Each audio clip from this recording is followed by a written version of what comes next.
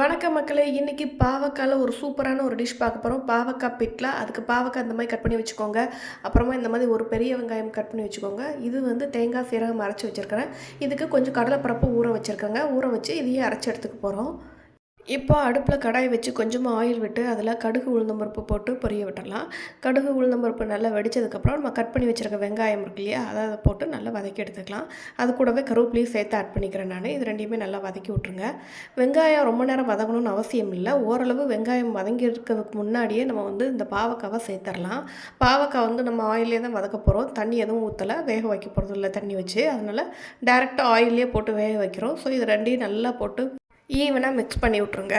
இப்போ இதை ஒரு லிட்டை போட்டு க்ளோஸ் பண்ணிக்கலாம். கொஞ்ச நேரத்துக்கு அப்புறம் நடுவில் வந்து நீங்கள் ஓப்பன் பண்ணி பார்த்துக்கணும். ஏன்னா தண்ணி ஊற்றலை, அந்த காயோட வேர்த்து வரக்கூடிய தண்ணியில் தான் அது வேகுது. ஸோ நடுவில் நீங்கள் கிண்டி விட்டுக்கோங்க இந்த மாதிரி. இது இன்னும் கொஞ்சம் கலர் மாறணும். இங்கே பாருங்கள், இந்த மாதிரி கலர் மாறிடுச்சு. உங்களுக்கு ஃபஸ்ட்டு போட்டதுக்கும் இப்போ போட்டதுக்கும் நிறைய சேஞ்சஸ் இருக்கும்னு நினைக்கிறேன். இப்போ வந்து நான் கடலைப்பருப்பு வந்து இந்த மாதிரி கொரன்னு அரைச்சி வச்சுருக்கிறேன். அதை அதில் ஆட் பண்ணிக்கிறேன். தண்ணி எதுவுமே ஊற்றாமல் கடலைப்பருப்பை நான் அரைச்சி வச்சுருக்கிறேங்க. அதை போட்டுட்டு இதை வந்து ஆக்சுவலாக நீங்கள் தனியாக இட்லி கொப்பரையில் போட்டு கூட வேக வச்சுட்டு நீங்கள் இதில் ஆட் பண்ணலாம். ஆனால் நான் இதை டேரெக்டாக தான் ஆட் பண்ணுறேன். இந்த மாதிரி இதுலேயே வேகணும்னா நீங்கள் இந்த மாதிரி ஈவனாக கொஞ்சம் ஸ்ப்ரெட் பண்ணி விட்ருங்க. அப்போ தான் ஹீட் எல்லா பக்கமும் போய் ஈவனாக அந்த கடலைப்பருப்பு சீக்கிரமாக வேகும்.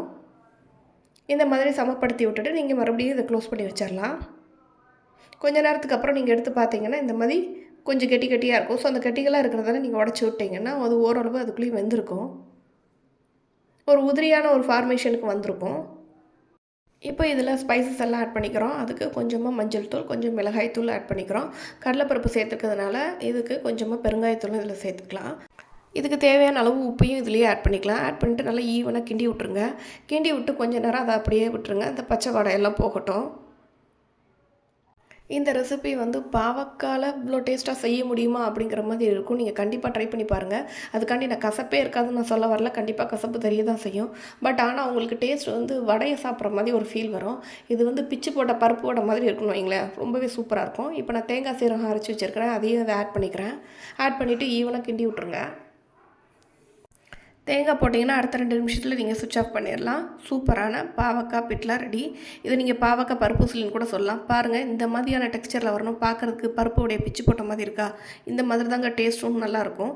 மறக்காமல் ட்ரை பண்ணி பாருங்கள். பிடிச்சிருந்தா கமெண்ட் செக்ஷனில் சொல்லுங்கள். மறக்காமல் நம்ம சேனலை சப்ஸ்கிரைப் பண்ணிக்கோங்க. தேங்க்ஸ் ஃபார் வாட்சிங்.